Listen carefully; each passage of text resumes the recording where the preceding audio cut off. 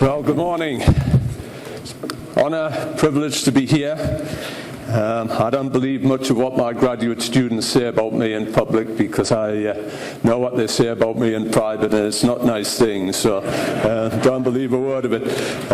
We've had an excellent presentation, an area that's obviously potentially much more critical for the US industry and the world industry than my presentation. But I was reminded during that presentation of a saying that my father used in my presence, which was, "After the Lord Mayor's sure." And like most things that I talk about from England, I have to explain them for you to understand them, and I think they're funny, but by the time I've explained them, they've got absolutely no humor in them, so bear with me. But to appreciate that remark, you have to be aware that the Lord Mayor Show is the Lord Mayor of London show, and if you've ever seen that event, there's a hell of a lot of horses parade through the streets of London, several hundred, and so you can imagine what's after the Lord Mayor Show. So Christine's was the Lord Mayor Show. You're getting what's after the Lord Mayor Show. So I don't want your expectations to be too high. First of all, some acknowledgements. The people on this slide, two graduate students, Catherine and Naomi, that spent hours, days and nights collecting data on commercial units that I use in part here. Caleb Shull is a graduate from our program that now runs the research and development at the Mashoffs, and he's challenged me about this area and worked with me to help me try and understand it. I'd also like to thank the Pork Board, National Pork Board. Dr. Chris Hostetler and the Science Committee have funded some of the things we've done, allowed us to get out onto commercial units and look at things in relation to pre-weaning mortality. And of course the Mashoffs, who've been a joy to work with. They've opened their doors to us and not limited what we've done to any great extent. The things I want to touch on here, first of all, I'm going to give you a little bit of background. I like this photograph because it shows occasionally I do go into a barn and touch pigs. I want to talk a little bit about the issues, what sort of factors are important in those issues, and then give you some thoughts. And I'm reminded I had the great pleasure of working with Dr. Stan Curtis during his time at his later time at the University of Illinois, and many in this audience would perhaps know Dr. Curtis. He was a mountain of a man in all respects, so one hell of an intellect, and I learned a lot from him. And I'm going to give you my opinions, and Dr. Curtis, every time I gave an opinion, would say there's science and everything else is opinion. And then he would define an opinion in terms that I can't use in this particular setting, but more or less interpret it says everybody has an opinion and most of them are wrong. So please bear that in mind when I try and give you mine. Wanted to just give you a little bit of background, obviously from the UK. This is a map of Europe, of the world, and the UK. This is, if we have a soft Brexit, this is what the map will look like. And if we have a hard Brexit, that's what the map's going to look like. So Boris is the man. It seems like we're surrounded by more nonsense on a daily basis, but that's by the by. This pointer doesn't seem to show very much, but anyway, the northeast corner of England is a place called Newcastle upon Tyne. I was born and brought up in the county of Northumberland, which runs north from Newcastle up to the borders, and it's basically stock rearing country. It's sheep and cattle. There'll be a test at the end on identifying sheep breeds, so pay attention. Cattle, we have a lot of commercial cattle in that area, but we also have these magnificent beasts here. These are the Chillingham wild white cattle. They're a herd of about 50 cows and assorted bulls that are maintained within a walled estate, the Chillingham estate in the middle of Northumberland, and they've been there for about 700 or 800 years. The records don't go back much beyond that. They're totally inbred and survive on their own devices, basically. I think occasionally they put hay out if it's a really bad winter. So interesting group to see. So I spent my formative years chasing sheep and cattle around the hills of Northumberland, and wanted to be a farm manager. The fact that I'm here speaking to an audience about pigs shows that I failed in my career ambitions. But I was fortunate to go to the University of Newcastle-upon-Tyne. I studied agriculture. I didn't study animal sciences, as I was interested in farm management. And during that time, I was fortunate to be influenced by a number of lecturers, professors, as they're called here. And they used science, or the results of studies, scientific studies, to teach. And so if they had a question, their philosophy was ask the animal. And I found that the most powerful situation, the most powerful source of information, and that tweaked my interest in research.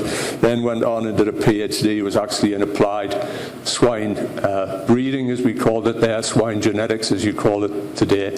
And that was with pigs. And it seems as though once you're associated with pigs, there's no getting away from it. You're tagged for life as a pig person, which has been great from my perspective. I was a pig specialist in an area of the world where there were no pigs, so that has limited career potential, and was fortunate to convince the people at the University of Illinois to bring me here in 1992. And I say very flippantly perhaps that I came to Illinois for pigs and people, but that's actually true. I came because of the industry there and the opportunity to work with the industry. I came because the people at the University of Illinois were world-renowned in areas of swine science. So that's a little bit of background of where I come from. Now to the subject at hand, pre-weaning mortality. There's some graphs here which come from commercial recording schemes. PigChamp Seggers is the Danish recording scheme. You've seen all of this before.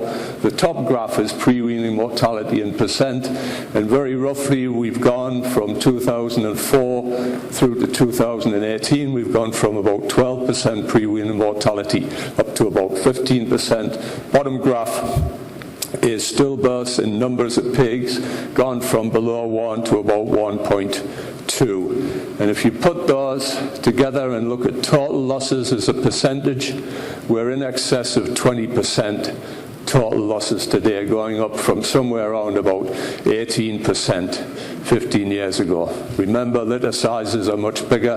In that 15-year period, very roughly, we've added about 3 pigs total born, and so as a percentage of that, it's a much bigger number of pigs. In fact, I think calculating it out, we're losing about 1.3, 1.4 more pigs per litter today than we were 15 years ago. I think we're all aware of that, and it is of obvious concern. I've put the Danish numbers up here. They started up, they just go from 2008, started up in the high 20s, or the low 20s, sorry, 23, 24%, and have come down slightly. In Europe, the issue of pre-weaning mortality has assumed political proportions. There has been, the media got a hold of these losses. It's not a good number to say you're losing 25% of your animals in the first 3 weeks of life, and the media coverage led to a lot of pressure on the industry, and the Danish and Dutch industries in particular put in place national programs. The producers put in place national programs to try and reduce that level, and based on these data would suggest the Danes have been able to bring it down to levels that we are seeing today, somewhere around about 22% of total born. It's a complicated area. There's lots of factors involved. This particular diagram I took from a review article a few years ago, and it just tries to give you some idea of the complexity, the different factors, how they interact. It's actually a simplified version. If you really get into thinking about this, you can come up with a diagram that's much more complicated and much more interactive, if you like. So it is a complex area. It's obviously, there's no easy solutions. If there were easy solutions, we would have adopted them. And it does require, in my opinion, a systems approach, and looking at all the different components of a system, obviously the health, the facility design, genetics, obviously a component, nutrition, the animal environment, how we create the optimum, and then the management part, which is the part that interests me. Now, what I want to do for the rest of the presentation is to go through best management practices in all of those areas. Are you up for that? Yeah. Sorry, I'm not going to put you to sleep. They define a professor as somebody that talks in your sleep, and I think we'd all be asleep if I went through that particular approach. What I'm hoping to do is actually go through why do we find it more difficult to reduce pre-weaning mortality. Because it seems to me the levels that we're at now, 20 to 25% of total born, that's the levels that we were looking at 40 years ago in the UK. I'm not sure what the levels were here then, but I don't think we made a lot of progress. Came down and then gone up again. So what's preventing us from really getting on top of this particular issue? And it may be common to other issues, but I'm going to talk a little bit about pigs, a little bit about people, a little bit about the research, and a little bit about technology. Pigs have obviously changed quite significantly. Numbers born have increased. These are numbers from the same recording scheme, CHAMPS, and the Danish scheme, showing that from 2004 in the US, pig numbers born increased by about 0.2 pigs per litre, and Canada a very similar number, and in Denmark over the same period increased by about 0.3 pigs per litre, and the Danish numbers are significantly higher than the North American numbers and numbers of most other recording schemes that I've seen. If you look at the pigs per sow per year, pigs weaned per sow per year in Denmark, they're averaging in the low 30s, 32, 33, with 30-day weaning. Their top producers are producing 40 pigs per sow per year. Now, 20 years ago, if anybody said we'd have commercial pigs producing 40 pigs per sow per year, I would have not believed them.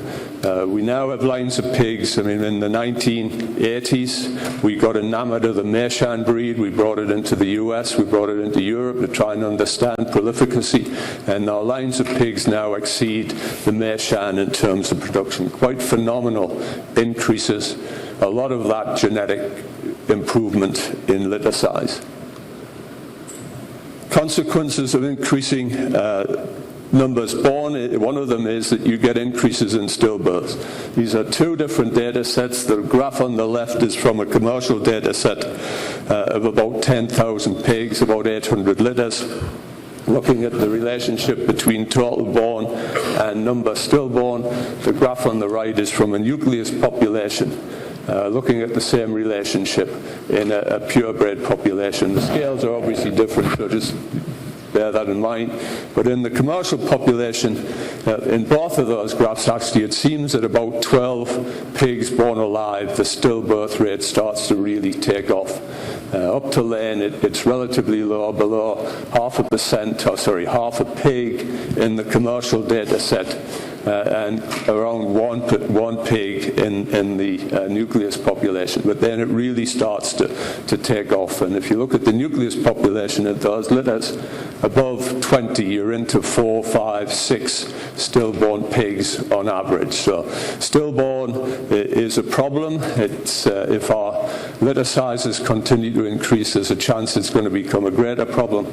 I know there's a lot of interest in looking at ways, perhaps nutritional interventions, supervision of farrowings and those things that can lead to a reduction.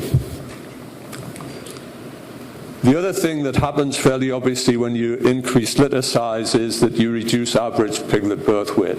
This graph here is from the same commercial population that the stillbirth data came from, showing the relationship between total born and birth weight across the range from about 4 or 5 piglets born alive up into the low 20s. Then you'll see that that's a decrease. Birth weight decreases roughly at about 40 grams per extra piglet born in this data set. If you look at other data sets, it's generally between about 0.35 and about 0.6 grams per piglet increase in birth weight. As well as the average birth weight decreasing, the variation in birth weight increases. because the lighter pigs in the litter decrease at a greater rate with increasing litter size than the heavier pigs in the litter. So your variation increases also. Consequence of that is we got more lightweight piglets at birth and increased susceptibility to mortality.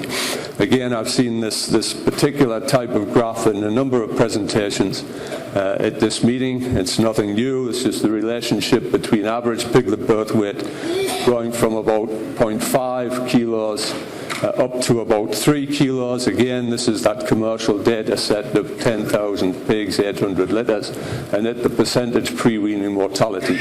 And at the heavier weights, above 1.5 kilos, pre-weaning mortality is relatively little. There's a suggestion it increases as you come down from 2.53 kilos to 1.5 kilos. But below 1 kilo, it really starts to take off.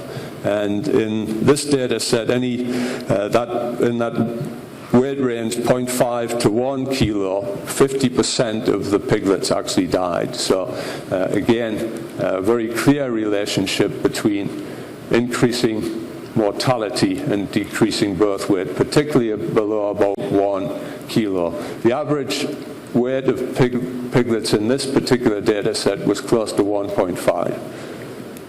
So you see in many situations and publications people suggesting that we should target low birth weight piglets, which makes some sense. The highest rate of mortality, if you've got 50% mortality in those pigs, you can make perhaps the biggest inroads in terms of the biggest opportunity to reduce the mortality levels and save some of those piglets. However, if you look at the distribution, in this particular distribution, and here we have the weight ranges just arbitrarily somewhat broken to less than a kilo, 1 to 1.5 kilos, and then above 1.5 kilos. If you look at the number of piglets, there was about 13% that were less than a kilo. I think it was about 46, 47% that were in the heavy weight range above the 1.5 mark, and about roughly 40% in the middle range.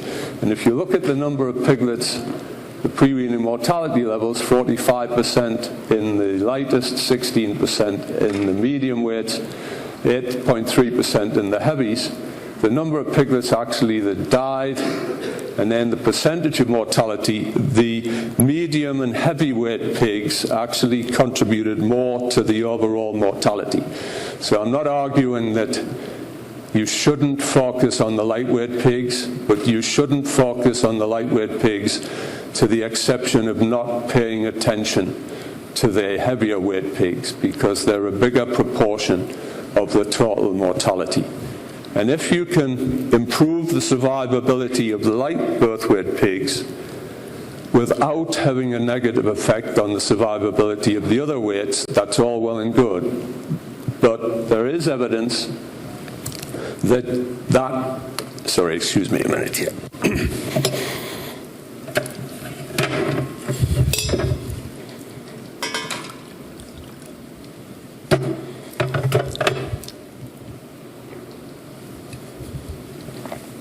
I seem to have picked up a upper respiratory tract infection that I'm struggling with, so apologies.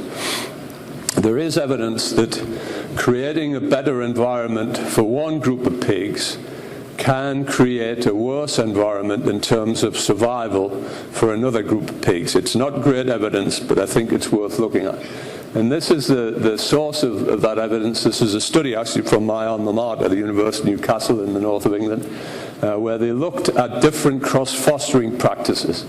What they basically had is they've separated into light and heavy pigs. The light pigs were less than 1.25 kilos. The heavies were 1.5 to 2 kilos.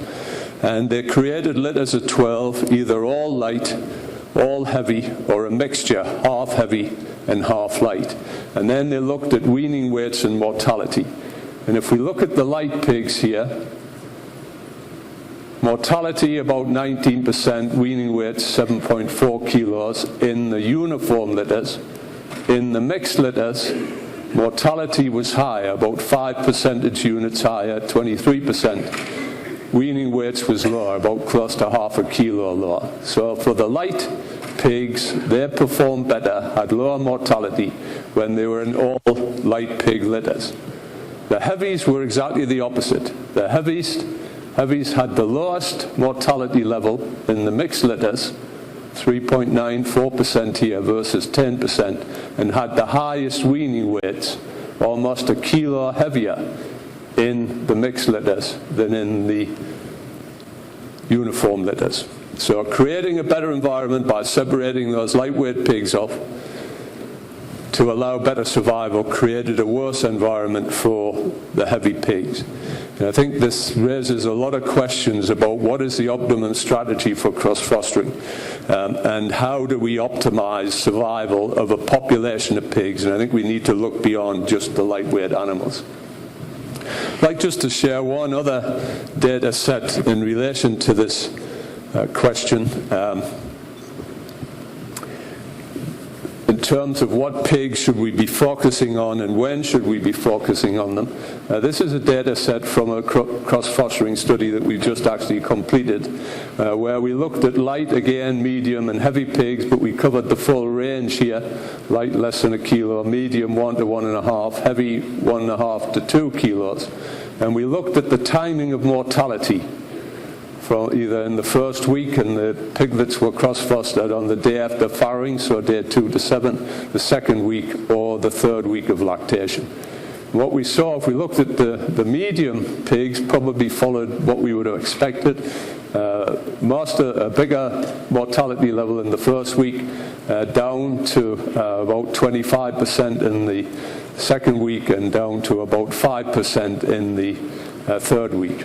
The lights, most of the mortality, close to 80%, was in the first week, down to below 20%, and then very little in the third week. And you might say, well, there weren't many left, but in actual fact, there only 31% of the light pigs actually died before weaning. But the heavies were the interesting ones. Early loss was relatively low, then it increased, and the biggest part of the loss was in the second week and then declined. And the only reason that I use that slide is not to get into the detail, because it's a fairly specialist data set, but to ask the question, do we really understand what's happening in terms of which pigs are being lost and when are they being lost? Because I think that sort of information may well change the focus of your strategies to try and reduce pre-weaning mortality to different times in lactation. Okay, so that's the pig side of it. Obviously, we're dealing with a situation where we have larger litters, bigger proportion of small pigs, bigger challenge to rear them to weaning. There's no doubt in my mind, and from what I've heard and talked to people here and at other meetings, is that the biggest limitation to improving pre-weaning mortality is people. I'm not going to get into that area at all. It certainly is an animal scientist. It's not something that I understand very well. I know the problems. I see some of the problems on units. But attracting the best people, retaining the best people, training, developing the best people. I think we all know that there's a big variation between units. I talk to people that work for companies that have relatively similar units with large variation in pre-weaning mortality, and they put it down to the people that are involved in actually caring for the animals. It is the most people-intensive part of production. I think we're all aware of that. And if you don't have the right people doing the job, then you're not going to get good performance. If we could identify all of the factors that make a good stock person, if we could bottle that, it would be worth a lot of money. But enough said, I think, about that particular area.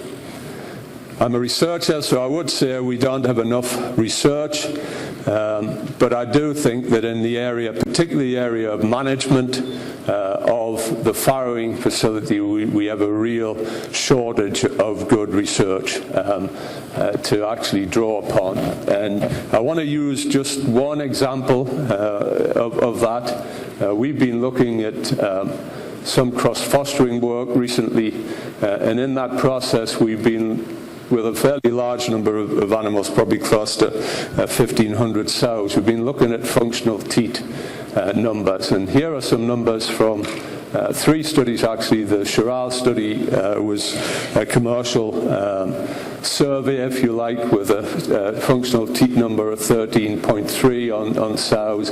This is our cross-fostering work, where we've got functional teat count of 14.3, and Mark Noah's group in North Carolina published something recently with a functional teat count of 14. And the point is pretty obvious. If we've got 15, 16 and above total litter size, number born alive, we have more piglets than we have functional teats. And so we're going to have to look for other ways of rearing those piglets. We've always looked at other ways for doing it, but I think it's become even more critical when we get to these large litter sizes. It always amazes me in looking at numbers. I go into farm houses probably every 2 weeks, and during the period when piglets are being born, when we're looking to set up a cross-fostering study, and regularly see litters at 24, 25, regularly. It's not even an unusual occurrence.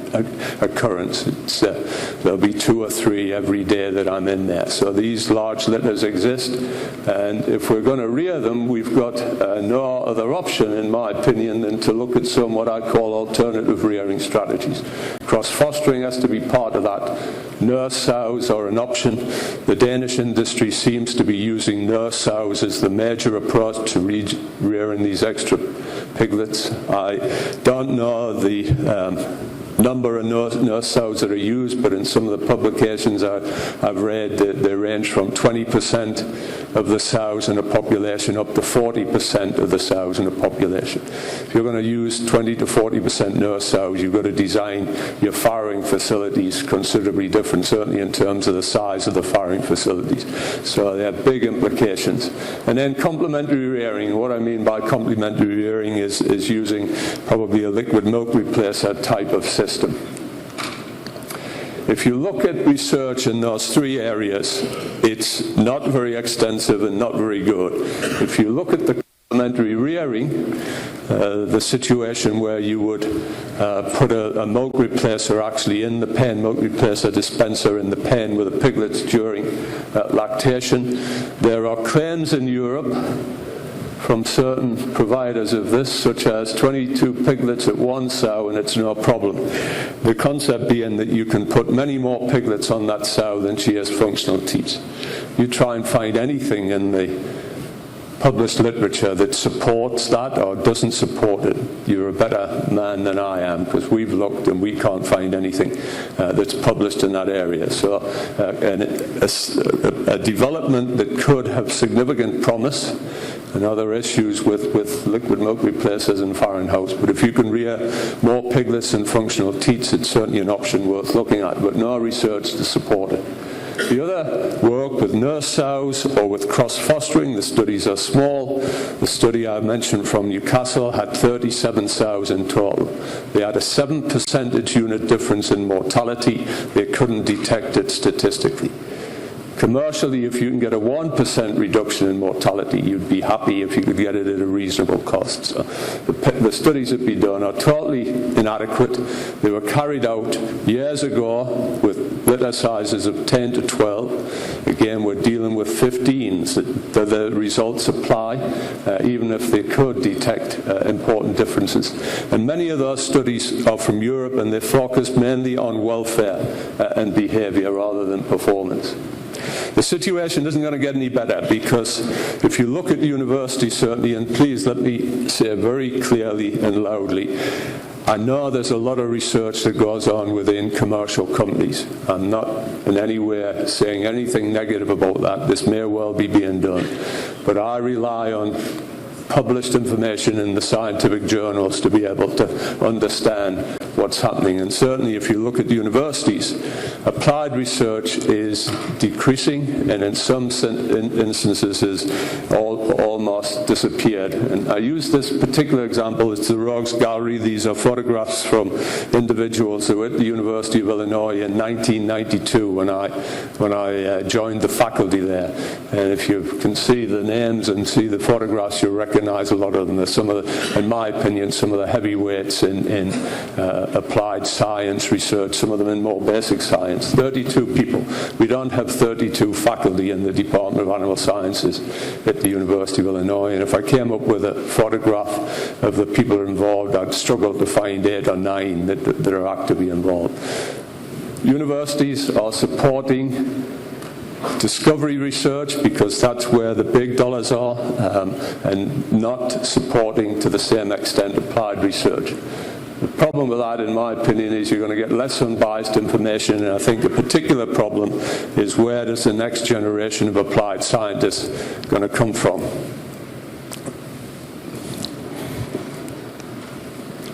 Technology development. I look in farrowing houses and I don't see a lot different today than 30, 40 years ago. Perhaps I'm missing something.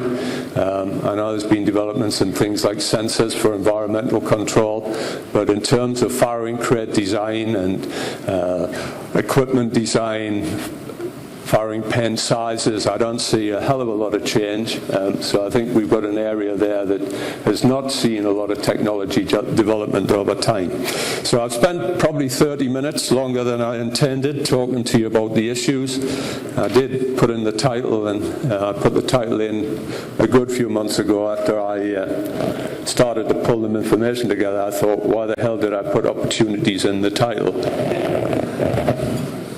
But I think there are some opportunities, and I'm optimistic about the future. I think the opportunity starts with the pigs, and piglets don't have a death wish. Most of them want to survive. They're not like sheep. Sheep know 1,000 ways to die, and if one of them doesn't work, they'll find another one. So, but they are vital animals that want to survive, and the thing that's brought that home to me, we've done a lot of work measuring rectal temperature changes after birth. I'll not go into the detail of this graph, but it just shows pigs that are left, they're taken out, the temperatures measured, but they're left in the pens wet. What happens to rectal temperature? And about 30 minutes after birth, their rectal temperature will be about 4 to 5 degrees C lower than it was at birth, which is an incredible drop in temperature. If that happened, I say this at every time I present this data, but if that happened to any one of us, myself included, we would be in the emergency room and we wouldn't recover from that drop in temperature. Temperature increases and gets to normal levels probably 2 days after birth, but large variation. These blue marks, blue spots here are individual pigs, and some have got down to very low levels, down to 25 to 27 degrees. Remarkable drop in temperature. Very few of those animals will actually die because of hypothermia. It's probably 1 to 2% of the pigs that are born, I would guess, and we've not got good data on that. Most of them will recover. So we're dealing with an animal, even these light-bed pigs, that want to survive. They have vitality, and if you ever spend time watching some of these little fellas, not all of them, but some of them, they're tremendously competitive. They will fight. They're going to lose out to the big guys, but they will fight to get to a teat. So we start from a position of strength, I think, from the pig standpoint, in that there is a will to survive there if we can create the right environment to help them. I do believe that in the medium to long-term, genetic improvement is the route to go. I'm not going to go into the detail. There are geneticists in this group that know a lot more about it than I do. But I think there are a number of things that can be selected for that would improve survival. Birth weight might be one of them. The thing again with birth weight is the great variation. If you look at this graph here, drop in birth weight with increase in litter size. But if you took a litter of 15, average piglet birth weight ranging from below a kilo up to above 2 kilos. A twofold difference in average piglet birth weight. There has to be some potential to increase birth weights, reduce variation. I think we didn't learn many lessons, or as many lessons as we could have done from the Mershan. The Mershan sows and piglets are behaviorally very different from our conventional breeds. I think there are lessons to be learned there, potential selection objectives I was involved in some work with sheep many, many years ago when they were looking to develop an easy care ewe. The concept being these ewes would be out in extensive situations without shepherding, and they wanted ewes that could lamb without having problems. And dystopia was probably the biggest problem you would have with ewes, bigger lambs than they could cope with. And I wonder to what extent, if we don't have the people to supervise farrowings, we don't have the people to work in the farrowing houses, should we be looking at some of these behavioral things in sows that would reduce stillbirths, increase survival? Just a thought. I think the opportunities on the research and education side are with public-private partnerships, and those are occurring. I've been privileged to have an excellent relationship with the Mashoffs going back 20 years that started on a very small scale, but has been the centerpiece of my career over that time period. Very much an ad hoc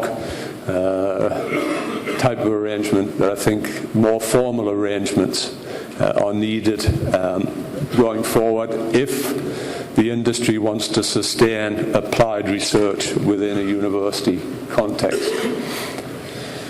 Final thing, I'm running short of time here. I'm going to talk, as I have for the rest, all of the presentation, about something that I know nothing about. But I read a book recently that opened my eyes, Digital Transformation. Anybody got a clue what digital transformations are? I had no clue, but it's the combination of big data, cloud computing, Internet of Things, and artificial intelligence. And if that sounds like I know anything about that, I don't have a clue, to be honest. But I'm confused on a higher level after having read that book. And that book looks at the application of those technologies to industries, and there are some industries that are using that type of approach, and I've heard about it here. Tom Stein gave a presentation on it, and precision agriculture being used much more widely in crop production, I think brings the opportunity to bring some of those technologies to swine production. I was intrigued by the subtitle of the book, Survive and Thrive in an Era of Mass Extinction. So there's a thought that there's a lot of change going on, a lot of companies succeeding, a lot of them failing. And Tom Seibel, as a graduate from the U of I, actually puts a lot of that down with a failure to move with the times. And we've started to do a little bit of work with this particular device. This is a thermal camera. The young lady, Naomi Cooper, you'll see the size of it, about the size of a cigarette packet. I'm not here to tell you this is the thing. I don't know. We've just started. But the company we're working with, their principal business is actually making night vision binoculars, or what do we call them, glasses for the military. And I thought they were just super duper glasses, but they're actually a camera that takes a video, and it's the video that comes into those night vision glasses. And it's a thermal camera. It can resolve down to a pixel, whatever the hell a pixel is, but down to a very small area, and it can resolve at a level of 0.05 of a degree C. And again, you saw a little bit of the video. The dark marks on these, this was just a shot we took when they brought the camera to install. That's actually water on the pig's back. And so you have to believe if you can get these things, and they're not hugely expensive, these are prototype ones, but probably in the range of $100 to $200 type of range. But you've got to believe if you can get that system to work, to be continuously monitoring pigs remotely without any input, we've got, if nothing else, to learn a hell of a lot about what's going on in the barns.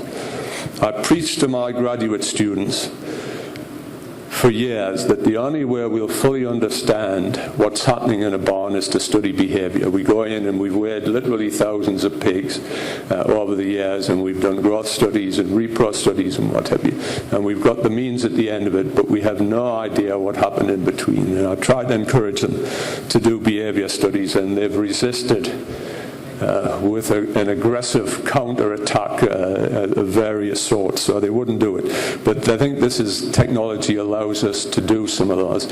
And the guys that work with us are PhD physicists, and this stuff is like water off a duck's back. I mean, it's just give me the data, and we'll teach an algorithm, whatever the hell that is. We're going to teach algorithm. So the technology is there. As the man said, we have the technology. I think huge potential, very much unproven. But if we take that technology to its logical conclusion, we're going to end up with a control center like this is the center of the pig unit. And I apologize for using that. My graduate students put that together and insisted that I use it. So, but it does, I think, change perhaps the way we might think about data collection and data utilization.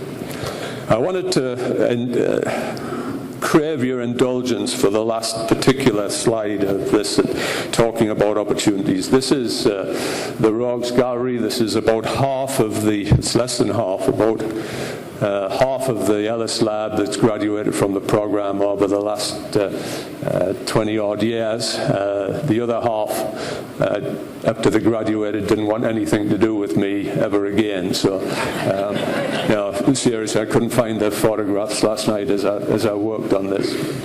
The reason I want to use it is, obviously, I'm proud of these folks, but don't tell them that I said that. They've been the reason that I've enjoyed my career and continue to enjoy the work that I do at U of I, and they give me great confidence for the future. And when I come to meetings like this and I look around the room, there's old guys like myself, but there's a hell of a lot of young folks in here with bright, beaming faces that give me great confidence for the future. So yes, we're going to be facing issues, and none of them are necessarily very easy, but if we've got good young people involved, then I think we can look forward to the future with confidence. And I can, as John Wayne said, disappear into the sunset and find a quiet, shaded place on a beach somewhere and look at these folks take the industry to the next level. And of course, if I do that, I'll have to have the right source of libation, which you all know is the best beer in the world, Newcastle Brown Ale, and drank at room temperature. Okay? Mr. Chairman, I'll hand it back to you, sir. Thank you very much.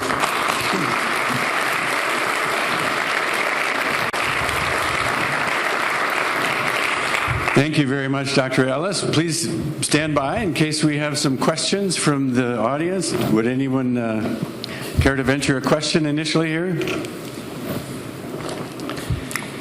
I'll ask one, and so certainly the body temperature of newborn pigs has had some great attention from your group and others. Have you seen any interventions that seem to help? Yeah, I mean, the obvious one's drying and warming, and the combination of the two seems to work better than each individually. So I think that again, I think you've got to be a little bit careful on how you use them. We've seen, and I'll not talk about the detail, but with large pigs, we've seen that we can heat stress the heavy birth weight pigs if we're not careful in putting them into a drying box, particularly if the farrowing house temperatures are warm. Farrowing house temperatures are warm, you don't have as big an effect, there's not as big a drop in temperature. So in the summer months, there are probably techniques that aren't as effective as they are in the cooler times of the year.